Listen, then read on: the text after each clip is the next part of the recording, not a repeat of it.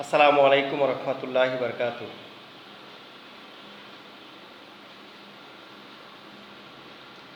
আউযু বিল্লাহি মিনাশ শাইতানির রাজিম। বিসমিল্লাহির রহমানির রহিম। পঞ্চম শ্রেণীর শিক্ষার্থীবৃন্দ, আশা করি তোমরা সবাই ভালো আছো, ভালো থাকো, সুস্থ থাকো, এই কামনাই করছি। ঈদের আগে আজকে ক্লাস শেষ, আগামীকালে ক্লাস শেষ। আমরা ঈদের পরে ক্লাস শুরু করব বুধবার থেকে ক্লাস শুরু করব। আমার এখানেও শুরু করব, নেটেও শুরু করব। নেটে 2 দিন ক্লাস হবে, শনিবার থেকে আর নেটে ক্লাস দেব না। তোমরা সবাই আমার বাসায় চলে আসবে। সবাই শুনতে পারছো তো? বৃহস্পতিবার থেকে আর ক্লাস হবে না। আগামীকালের ক্লাসটা তো আজকে দিয়ে দিচ্ছি। বুধবারের ক্লাস, বৃহস্পতি শুক্র বন্ধ, মঙ্গলবার পর্যন্ত বন্ধ। বুধবারে তোমরা ক্লাস পাবা, আগামী বুধবারে তোমরা ক্লাস পাবা, ঠিক আছে? এর মধ্যে তোমরা সবাই এদিক সেদিক অতিরিক্ত ঘোরাফেরা না করে বাসায় একটু পড়াশোনা করবা। তোমরা তো বুঝতেই আছো, সারা বিশ্বের মধ্যে একটা বিপর্যয় চলছে।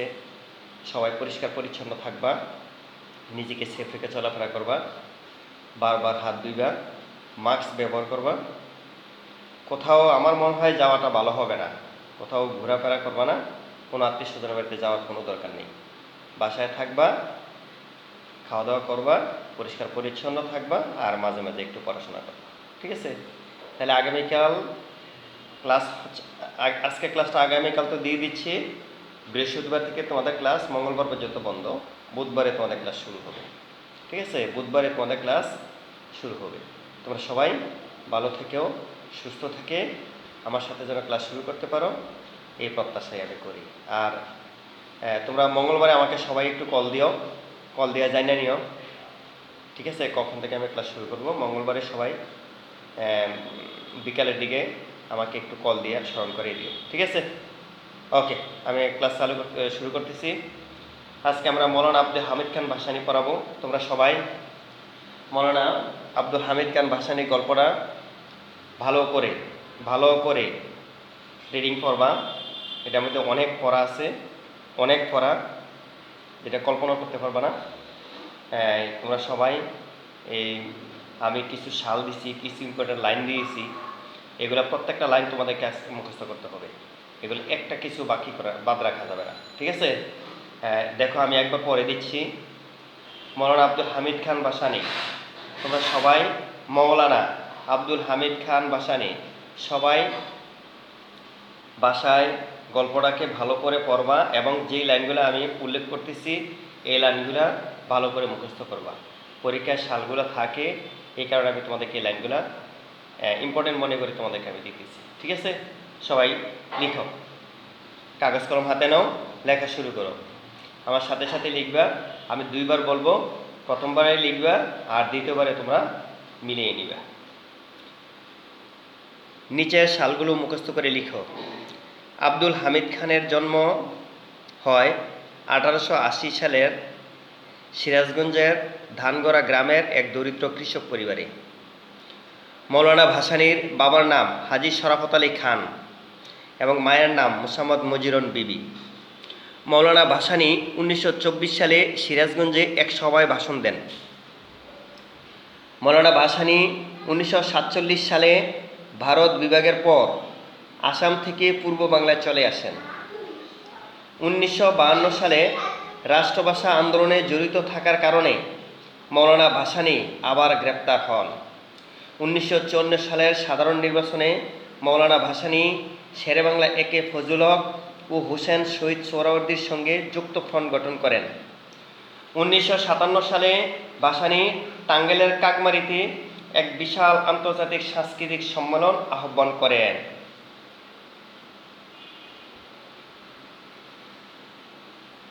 আমি আরো একবার পড়ে দিচ্ছি, দেখো। আব্দুল হামিদ খানের জন্ম হয় 1880 সালে সিরাজগঞ্জের ধানগড়া গ্রামের এক দরিদ্র কৃষক পরিবারে। মৌলানা ভাসানীর বাবার নাম হাজী শরাফত আলী খান এবং মায়ের নাম মোসাম্মদ মজিরন বিবি। মৌলানা ভাসানী 1924 সালে সিরাজগঞ্জে এক সভায় ভাষণ দেন। মৌলানা ভাসানী 1947 সালে ভারত বিভাগের পর আসাম থেকে পূর্ব বাংলায় চলে আসেন। 1952 সালে রাষ্ট্রভাষা আন্দোলনে জড়িত থাকার কারণে মৌলানা ভাসানী আবার গ্রেপ্তার হন। 1954 সালের সাধারণ নির্বাচনে মৌলানা ভাসানী শেরেবাংলাকে ফজল হক ও হোসেন শহীদ সোহরাওয়ার্দীর সঙ্গে যুক্তফ্রন্ট গঠন করেন। 1957 সালে ভাসানী টাঙ্গাইলের কাকমারিতে এক বিশাল আন্তর্জাতিক সাংস্কৃতিক সম্মেলন আহ্বান করেন। এখানে 7টা টোটাল 12টা লাইন দিয়েছি, 12টা সেন্টেন্স। তোমরা এগুলো ভালোভাবে মুখস্থ করবা, ঠিক আছে? তারপরে দেখো 1970 সালের ডিসেম্বরে মৌলানা ভাসানী পল্টন ময়দানে ভাষণ দেন। 1971 সালের 25শে মার্চ মধ্যরাত থেকে দেশব্যাপী পাকিস্তানি সৈন্যদের হত্যাযজ্ঞ শুরু হয়। 1971 সালের 16 ডিসেম্বর পাকিস্তানি সেনাবাহিনী আত্মসমর্পণ করলে মৌলানা ভাসানী স্বাধীন বাংলাদেশে ফিরে আসেন। 1976 সালের 17 নভেম্বর মজলুম জননেতা মৌলানা ভাসানী 96 বছর বয়সে ঢাকা মেডিকেল কলেজ হাসপাতালে মৃত্যুবরণ করেন। মৌলানা ভাসানীকে টাঙ্গাইল জেলার সন্তোষে ইসলামী বিশ্ববিদ্যালয় প্রাঙ্গণে সমাহিত করা হয়। আমি আরও একবার পরে দিচ্ছি, দেখো। 1970 সালের ডিসেম্বরে মৌলানা ভাসানী পল্টন ময়দানে ভাষণ দেন। 1971 সালের 25শে মার্চ মধ্যরাত থেকে দেশব্যাপী পাকিস্তানি সৈন্যদের হত্যাযজ্ঞ শুরু হয়। 1971 সালের 16 ডিসেম্বর পাকিস্তানি সেনাবাহিনী আত্মসমর্পণ করলে মৌলানা ভাসানী স্বাধীন বাংলাদেশে ফিরে আসেন। 1976 সালের 17 নভেম্বর মজলুম জননেতা মৌলানা ভাসানী 96 বছর বয়সে ঢাকা মেডিকেল কলেজ হাসপাতালে মৃত্যুবরণ করেন। মৌলানা ভাসানীকে টাঙ্গাইল জেলার সন্তোষে ইসলামী বিশ্ববিদ্যালয় প্রাঙ্গণে সমাহিত করা হয়। এই বাংলা পড়া শুধু আজকে 12টা সেন্টেন্স তোমরা মুখস্থ করবা। আর তোমরা এই বন্ধের মধ্যে তোমরা কি পড়বা? বন্ধের পড়া বাংলা। এই মৌলানা ভাসানীর বোর্ড, আমার কথাগুলো কিন্তু শুনে তারপরে লিখে রাখবা। মৌলানা ভাসানীর বোর্ড বইয়ের সকল প্রশ্নোত্তর, শব্দার্থ, শূন্যস্থান পূরণ, একটা টিকা আছে। এই সবগুলো মানে মৌলানা ভাসানীর বোর্ড বইয়ের মধ্যে যা কিছু আছে সবগুলো তোমরা মুখস্থ করে খাতায় লিখে রাখবা। প্রশ্নোত্তর, শব্দার্থ, শূন্যস্থান পূরণ, বিপরীত শব্দ, টিকা, ঠিক আছে? এই সবগুলো সবাই মুখস্থ করে খাতায় লিখে রাখবা। আজকে এতটুকু বাংলা পড়া।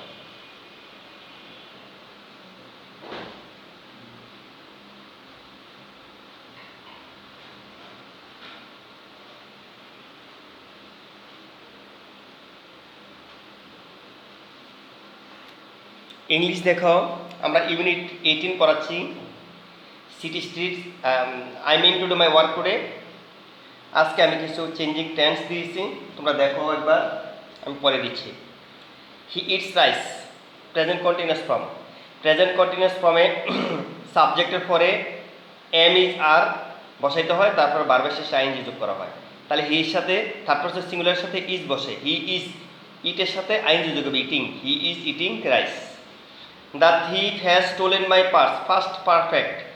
ফার্স্ট পারফেক্ট টেন্সে এটা প্রেজেন্ট পারফেক্ট আছে, তাহলে ফার্স্ট পারফেক্ট হলে হ্যাজের ফার্স্ট ফর্ম হইল হেড, শুধু হেড লাগাইলে চেঞ্জ হয়ে যায়। The thief had stolen my purse. They are active, simple past, এ আর এর ফার্স্ট ফর্ম হইল were, they were active. He has agreed to my plan, he has agreed to my plan, first indefinite. দেখো এই হ্যাজটা বাদ দিয়ে দিলে agreed, agreed first indefinite form. তাহলে he agreed to my plan. He applied for the post, simple future. Simple ফিউচারে মানে ফিউচারে ইনডিফিনিট টেন্সে হিয়ের পরে একটা শ্যাল বা উইল বসবে, তাহলে হির সাথে উইল বসবে, আর ভার্বটা হবে present form. He will apply for the post, এই ভার্বটা এটা পাস্ট ফর্মে আসছে, ভার্বটা প্রেজেন্ট ফর্মে আছে। অ্যাপ্লাইড, তাহলে he will apply for the post, he will apply for the post. তারপরে দেখো he believed you, first perfect, believe first independent form আছে, তাহলে বিলাইভের ফার্স্ট ইন্ডিপেন্ডেন্ট হলো believe, first participle form of believe. তাহলে ফার্স্ট পারফেক্ট টেন্সে একটা auxiliary verb সাবজেক্টের উপরে হেড বসাইতে হয়, তাহলে he had believed you. My mother is boiling water, first continuous, তাহলে ফার্স্ট কন্টিনিউয়াস টেন্স দেখো ফার্স্ট কন্টিনিউয়াস, তাহলে ইজের ফার্স্ট ফর্ম হলো ওয়াজ, তাহলে my mother was boiling water, first continuous tense হয়ে গেল। My mother was boiling water. He believed you, first perfect, বিলেভডের past participle ফর্মও বিলেভ, তাহলে হি এর আগে দেখে হেড লাগিয়ে দিলে হয়ে যায়, he had believed you. My mother is boiling water, এটা ফার্স্ট কন্টিনিউয়াস টেন্সে ইজের কন্টিনিউয়াস ফর্ম হলো ওয়াজ, অক্সিলারি ভার্ব হলো was, my mother was boiling water, my mother was boiling water. তারপরে দেখো দেখো the boy has many pants, first perfect has, তাহলে হ্যাজের ফার্স্ট ফর্ম হলো had, the boy had many pants, এনে মূল ভার্বে হলো হ্যাজ, তো হ্যাজের ফার্স্ট পার্টিসিপল ফর্ম হলো had, the boy had many pants. তাহলে he had borrowed much money, present perfect tense, he had, তাহলে হ্যাডের প্রেজেন্ট ফর্ম কি হ্যাজ, তাহলে he has borrowed much money. Fisherman were catching fishes, first perfect, তাহলে first perfect টেন্সে fisherman হলো একজন, তাহলে ফিশারম্যানের পর হেড, অক্সিলারি ভার্ব হলো হেড, ফিশারম্যান হেড, এই ক্যাচের ফার্স্ট পার্টিসিপল হলো caught, CAUGHT caught, fisherman had caught fishes, fisherman had caught fishes. তারপরে দেখো present past past participle form, do did done, want wanted wanted, listen listened listened, meant meant, work worked worked, sing sang sung, flit flitted flitted, leave left left, call called called, toss toss tossed, shine shone shone, love loved loved.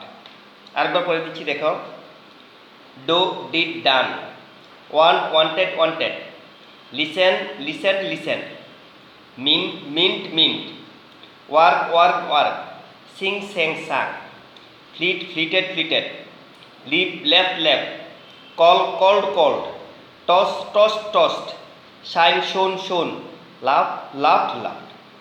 Change the gender, masculine feminine.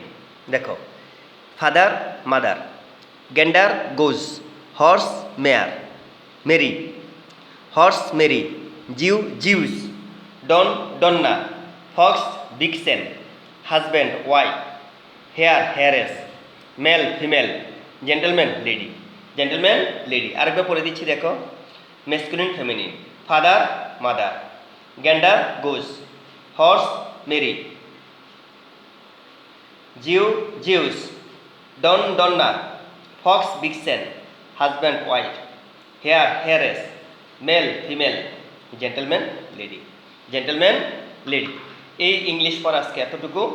তোমরা changing টেন্সগুলো ভালো করে শিখবা। Present past participle আমরা অনেক পড়াইছি, জেন্ডারও পড়াইছি। তোমরা এই বন্ধের মধ্যে কি পড়বা, দোনোটা কবিতা যা কিছু আছে শীটের, বোর্ড বই এবং শীটের সব কিছু তোমরা আবার রিটার্ন করে লিখবা এবং মুখস্থ করবা। দুইটা কবিতা, সিটি স্ট্রিটস এবং কান্ট্রি রুটস এবং I mean to do my work today, এই দুইটা কবিতা সব কিছু তোমরা সবাই বাসায় মুখস্থ করে খাতায় লিখবা, সবগুলো মুখস্থ করে খাতায় লিখবা। যা কিছু পড়াইছি আমি শীট এবং বইয়ের কবিতা সহকারে সব কিছু মুখস্থ করে খাতায় লিখে রাখবা, ঠিক আছে? এই এতটুকু আছে ইংলিশ পড়া। সরল করো, আমরা করাচ্ছিলাম সরল। দেখো 36/6 গুণ দ্বিতীয় বন্ধনী 7 গুণ প্রথম বন্ধনীর ভিতরে 15 বিয়োগ 9 বিয়োগ 11 যোগ 7, প্রথম বন্ধনী শেষ দ্বিতীয় বন্ধনী শেষ। আগে আমরা প্রথম বন্ধনীর কাজ করব। 36/6 গুণ দ্বিতীয় বন্ধনী 7 গুণ, দেখো এই 15 একে 7 হলো যোগের, 15 এর সাথে যোগ করলে 22, 11 বিয়োগের 9 বিয়োগের, তো 11 9 যোগ করলে 20, তো 22 থেকে 20 বিয়োগ করলে থাকে কত 2। দেখো প্রথম বন্ধনীর কাজ শেষ। এতে 7 এর 2 গুণ করলে 7 দুগুণে 14, দ্বিতীয় বন্ধনীর কাজও শেষ। এবার দেখো গুণ আছে ভাগ আছে, তাহলে ভাগের কাজ আগে। 6 6 36 গুণ 14, 6 14 84, উত্তর সরল ফল 84, সরল ফল 84। তারপরটা দেখো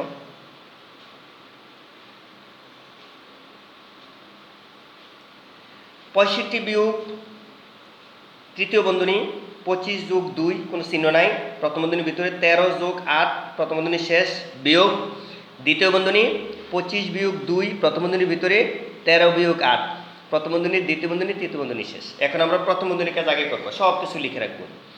65 বিয়োগ তৃতীয় বন্ধনী 25 যোগ 2, এখানে চিহ্ন নেই গুণ, এ 13 আর 8 যোগ করলে 21 বিয়োগ দ্বিতীয় বন্ধনী 25 বিয়োগ দেখো 2 এর পরে কোনো চিহ্ন নাই গুণ 13 থেকে 8 বিয়োগ করলে থাকে 5 প্রথম বন্ধনী কাজ শেষ। এবার দ্বিতীয় বন্ধনীর ভিতরে দেখো বিয়োগ আছে গুণ আছে, আগে বিয়োগের কাজ।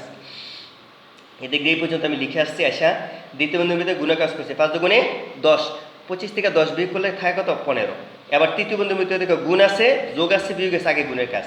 65 বিয়োগ তৃতীয় বন্ধনী 25 যোগ 21 দুগুণে 42 বিয়োগ 15, এটা যোগের 25 আগে 42 যোগের যোগ করে 67 বিয়োগ 15, 67 15 বিয়োগ করলে 52, 65 52 বিয়োগ করলে 13, উত্তর সরলফল 13, সরলফল 13।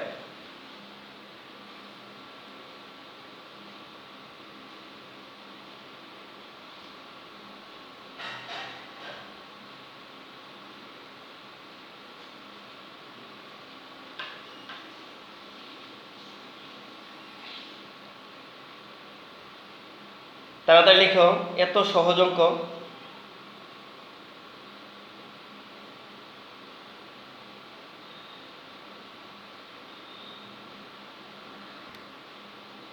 দেখো 81 ভাগ তৃতীয় বন্ধনী 6 যোগ 39 ভাগ দ্বিতীয় বন্ধনী 4 যোগ 90 ভাগ প্রথম বন্ধনীর ভিতরে 33 বিয়োগ 23, প্রথম বন্ধনী দ্বিতীয় বন্ধনী তৃতীয় বন্ধনী শেষ। এই আমরা দেখো প্রথম বন্ধনীর আগ পর্যন্ত সব লিখে আসছি। 4 যোগ 90 ভাগ 33 থেকে 23 বিয়োগ করে থাকে 10। এবার দ্বিতীয় বন্ধনীতে দেখো ভাগ আছে যোগ আছে, আগে ভাগের কাজ। এই পর্যন্ত আমরা লিখে আসছি। দ্বিতীয় বন্ধনী 4 যোগ দেখো 10 দ্বারা 90 ভাগ করলে 9, 9 আর 4 যোগ করলে 13, দ্বিতীয় বন্ধনীর কাজ। এবার তৃতীয় বন্ধনীর ভিতরে ভাগের কাজ আগে, 13 দ্বারা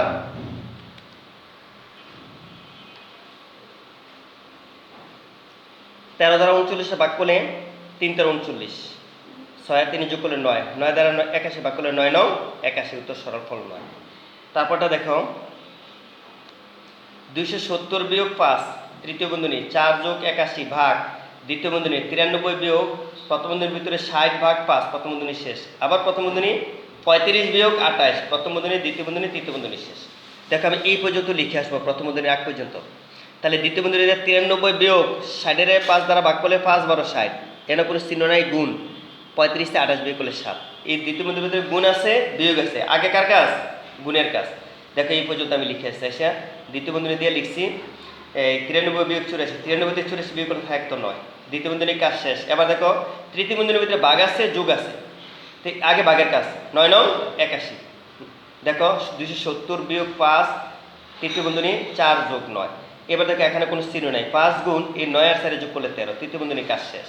5 13 65, 270 তে 65 বিয়োগ করলে থাকে 205, উত্তর সরলফল 205। সরলফল কত 205। সবসময় খেয়াল রাখবা সরল অঙ্ক করার সময় পর্যায়ক্রমে, এই যে বদমাসটা আমি শিখেছি তোমাদেরকে, এই পর্যায়ক্রমে এইভাবে যেইভাবে হাস্যকর অঙ্ক থাকুক ওইভাবে যেই কোনো রকমের অঙ্ক থাকুক তুমি তোমার মতো অনুসারে অঙ্কগুলো করে যাবা।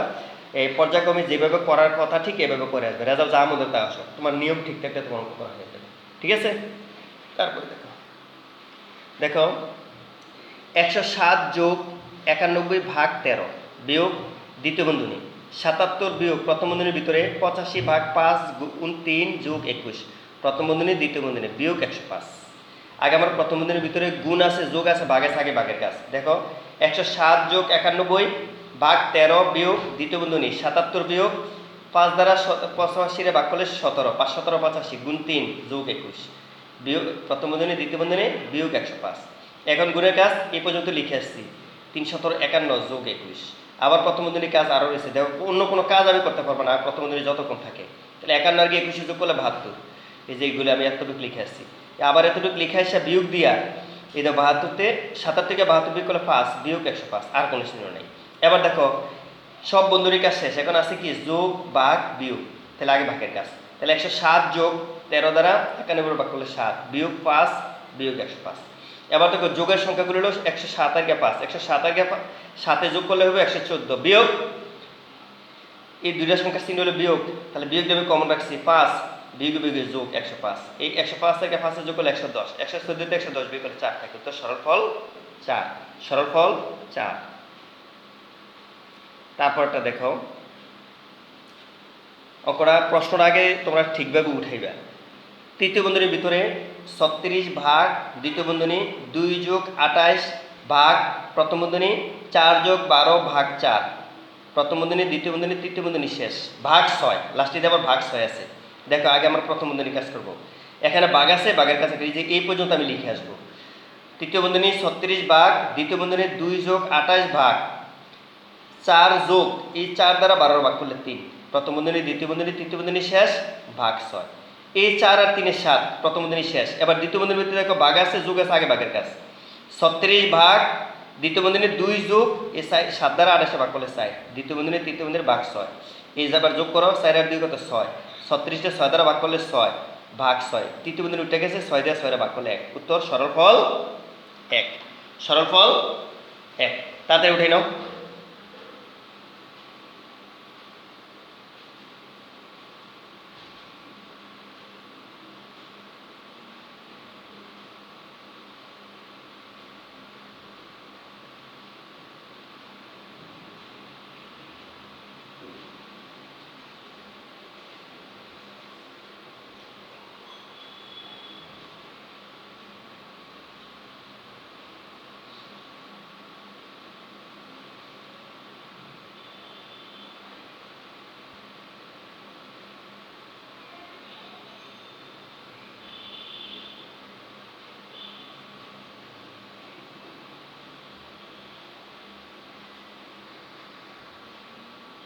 তারপরে দেখো স্ক্রিনে একটা অঙ্ক দেখতে পাচ্ছ তোমরা, প্রশ্নের অঙ্ক।